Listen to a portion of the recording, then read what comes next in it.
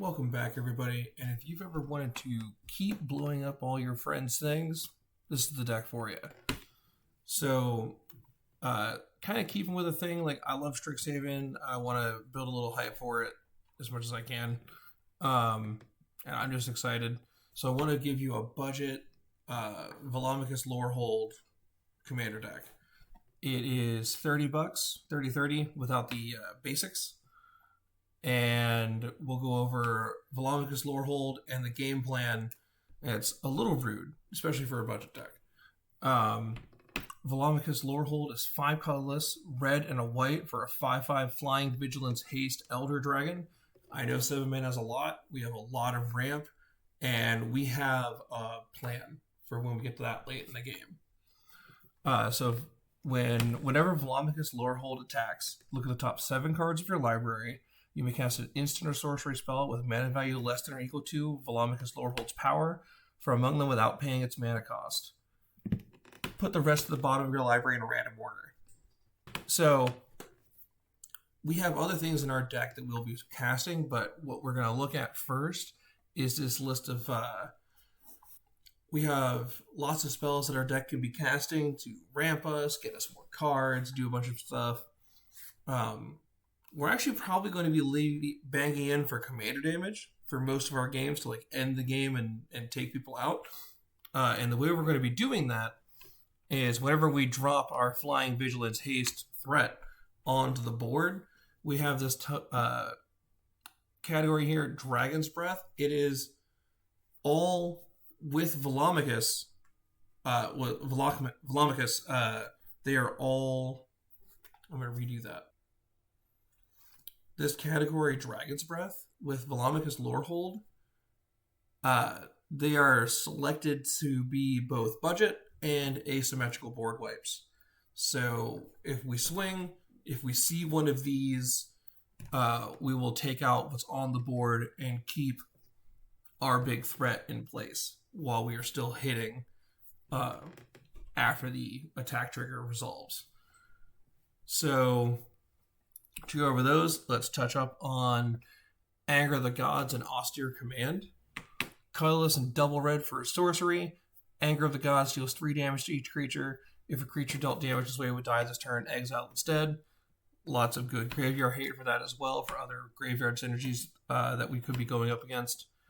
Austere Command is 4 colorless and double white for a sorcery.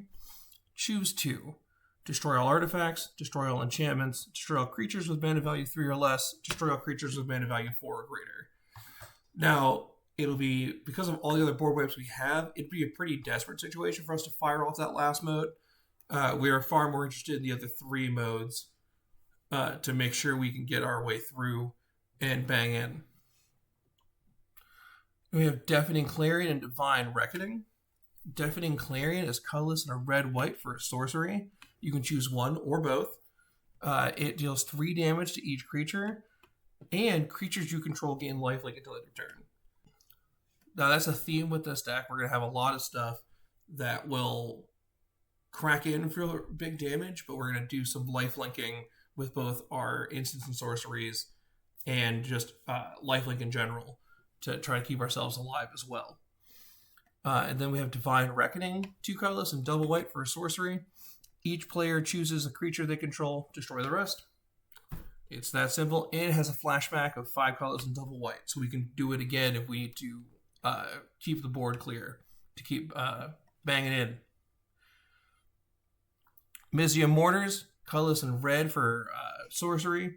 It deals 4 damage to target creature you don't control with Overload, 3 colorless, triple red, and if you overload it, it changes target to each, so it just blows out 4 damage to everything.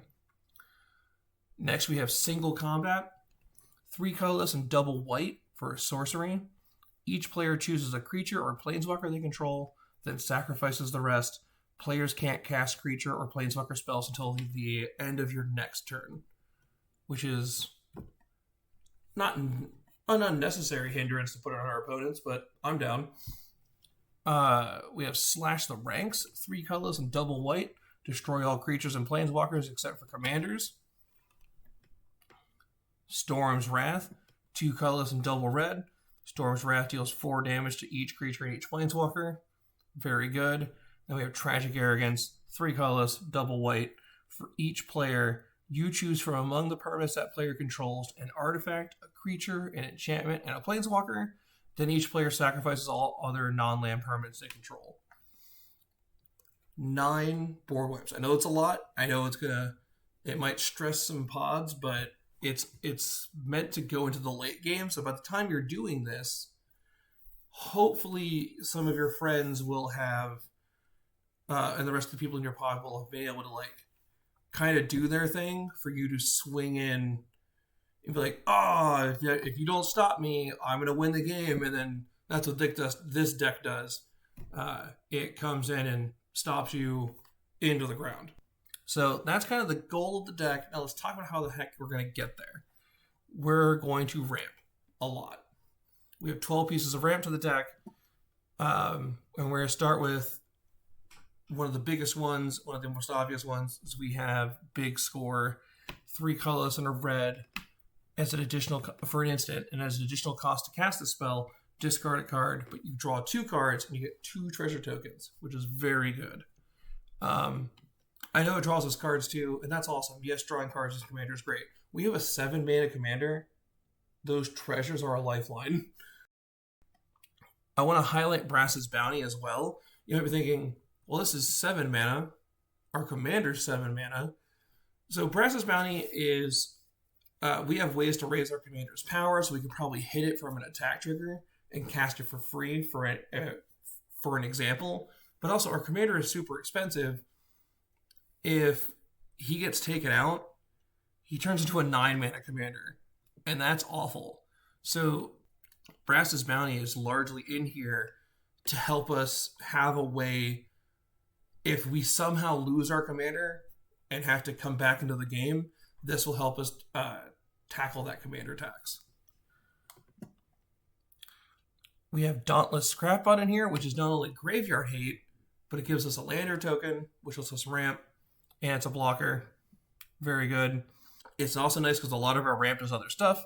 As I mentioned before, there's other things. We also have Dragonstorm Globe, which is just your typical dragon tribal mana rock, but it's 3 colorless, add 1 mana of any color, and then each dragon you control enters with an additional +1/+1 counter on it. But that lets our deck hit more spells, which is nice. Gilded Lotus, normally not a piece of ramp I put in most decks, because you're not usually building for big mana commanders, and I love big mana commanders, and they give you an excuse to run these really big mana rocks. So 5 colorless artifact, simple, tap, add 3 of any 1 color. Very good.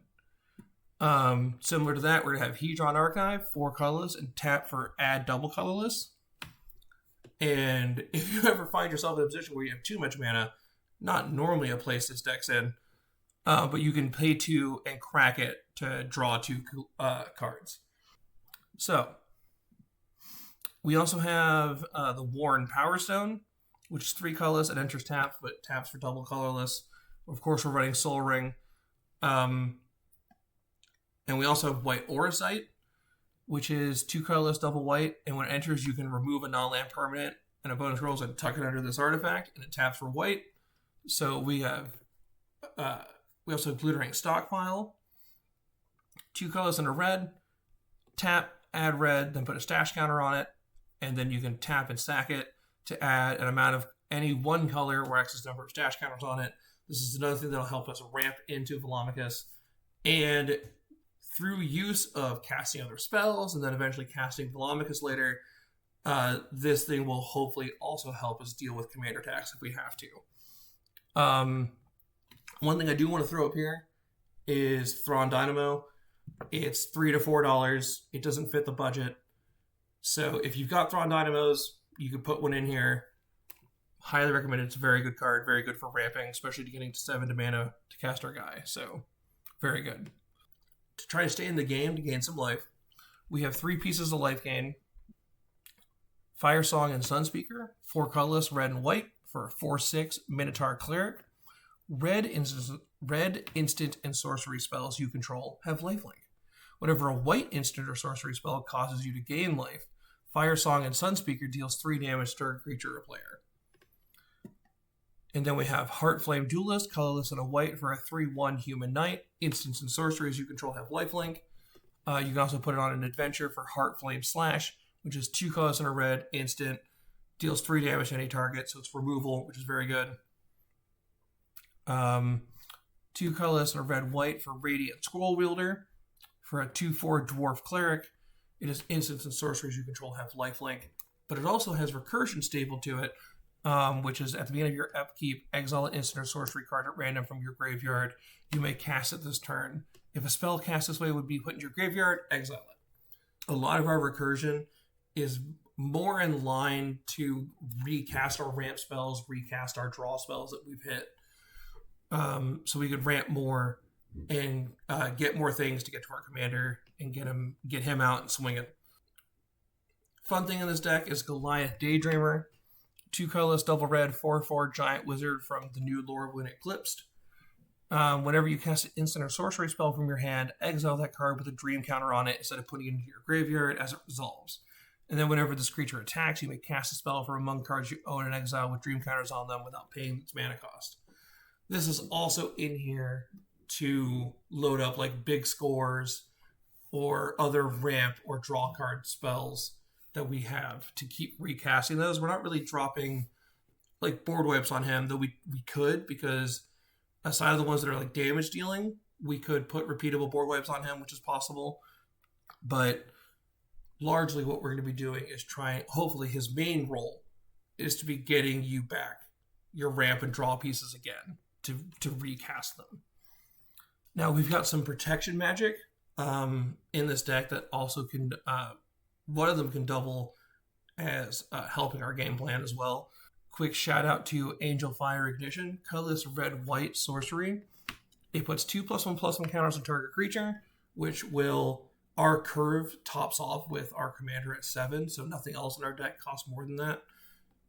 So this immediately means if you put Angel Fire Ignition, cast it on our commander, it immediately means no matter what we hit, we can hit any instant or sorcery we see in our deck, and we can cast it.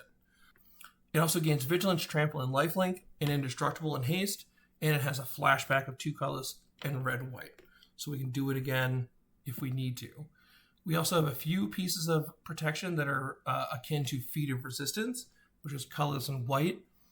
Put a +1/+1 counter on a creature you control, and it gains protection from the color of your choice until end of turn.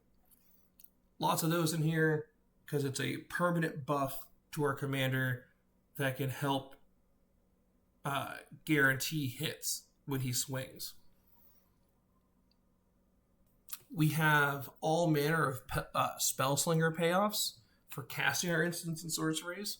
We have Caldera Pyramaw, and a lot of these are in here to gain value on our way to getting Velomachus. So we have Caldera Pyramaw, 3 colors, double red for a 3/3 flyer. Whenever you cast an instant or sorcery spell, put a +1/+1 counter on this creature. Then this creature deals damage equal to its power to target opponent. Gives us some reach, gives us a body to build up while we're getting to our commander. Another threat for people to deal with that's not our commander. Double Vision, 3 colors and double red. Whenever you cast your first instant or sorcery spell each turn, copy that spell. You may choose new targets for the copy. Very fun. Very good. Very, very helpful with our ramp. Very helpful with dropping any of our oppressive cleanup magic. Fiery Inscription, 2 colors and a red for an enchantment. When it enters, the ring tempts you, which you go through that whole mechanic. And then whenever you cast an instant sorcery spell, this deals 2 damage to each opponent. Just a little more extended reach, close out the game, because we're casting a lot of board whips in here, which is already very oppressive. We're going to be courteous to our opponents and respect their time and end the game. In order to help do that as well, we have Levon, Cultist of Tiamat, 2 colors and a red for a 1/3 Dragon Shaman.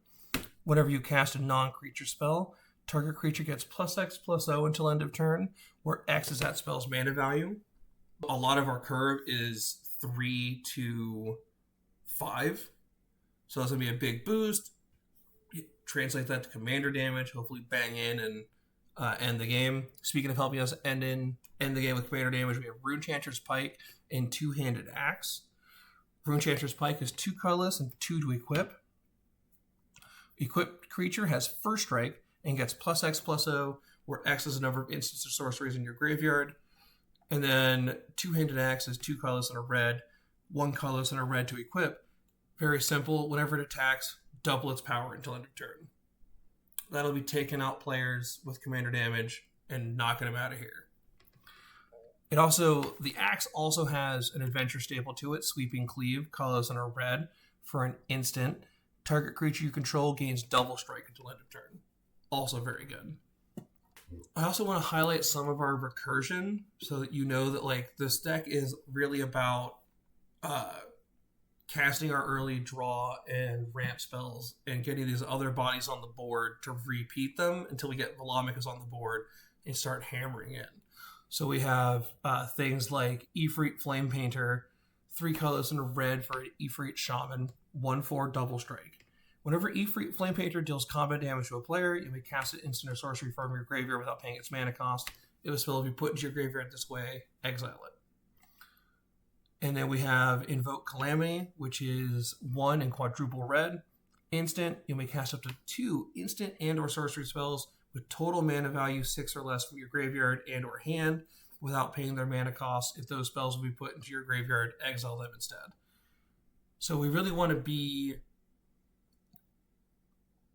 looping our ramp and our draw spells so that we can slam our Elder Dragon on the board, start popping board wipes, and start eliminating players from the game. And that's the deck, guys. That's it. You just get this big, beefy Elder Dragon out, start banging into your opponents. And that's the whole goal. And you just clear your way through it. Oh, I do want to highlight a little bit of fun I put in the deck. In Stormscale Scion, 4 colorless, double red, 4/4 flying dragon. Other dragons you control get +1/+1, and it has Storm. Now, we're not going to make like 12 of these. We're not a Storm deck. But you don't need 12 Stormscale Scions for it to be good. Even if you pay 6 mana, well, heck, be more than that. But if you cast another spell, which is easy because he's expensive, so you might not see him until after we get Velomicus on the board. But